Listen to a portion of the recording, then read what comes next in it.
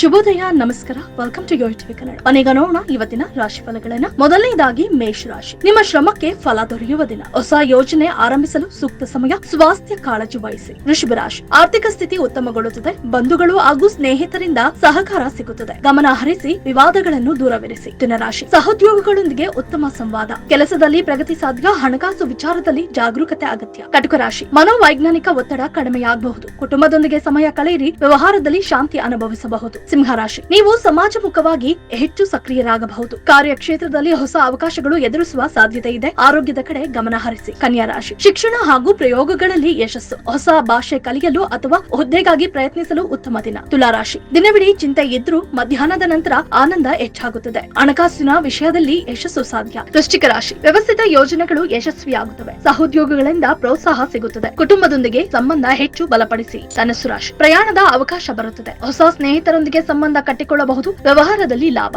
ಮಕರ ರಾಶಿ. ದಿನಚರಿಯಲ್ಲಿ ಶಿಸ್ತಿನಿಂದ ಮುನ್ನಡೆಯಿರಿ. ಹಣಕಾಸಿನಲ್ಲಿ ಜಾಗೃತಿ ವಹಿಸಿ. ಆರೋಗ್ಯದಲ್ಲಿ ತೊಂದರೆಗಳು ಕಡಿಮೆಯಾಗುತ್ತವೆ. ಕುಂಭರಾಶಿ. ಸ್ನೇಹಿತರೊಂದಿಗೆ ಸಮಯ ಕಳೆಯಿರಿ. ಹೊಸ ವಿಚಾರಗಳಿಗೆ ಮನಸ್ಸು ತೆರೆಯಿರಿ. ಉದ್ಯೋಗಗಳಲ್ಲಿ ಸಕಾರಾತ್ಮಕ ಬದಲಾವಣೆ ಲಭ್ಯ. ಮೀನರಾಶಿ. ವಿದ್ಯಾರ್ಥಿಗಳಿಗೆ ಉತ್ತಮ ದಿನ. ಕುಟುಂಬದಿಂದ ಪ್ರೋತ್ಸಾಹ ಸಿಗುತ್ತದೆ. ಹಣಕಾಸು ವಿಚಾರದಲ್ಲಿ ಹೊಸ ಆದಾಯದ ಅವಕಾಶವಿದೆ. ಇವಿಷ್ಟು ಇವತ್ತಿನ ನಿಮ್ಮ ಫಲಾಫಲಗಳು. If you like this video, ಬೇಗ ಲೈಕ್ ಮಾಡಿ, ಕಾಮೆಂಟ್ ಮಾಡಿ, ಶೇರ್ ಮಾಡಿ ಹಾಗೂ ಯೋಯೋ ಟಿವಿ ಕನ್ನಡವನ್ನು ಸಬ್ಸ್ಕ್ರೈಬ್ ಮಾಡಿ.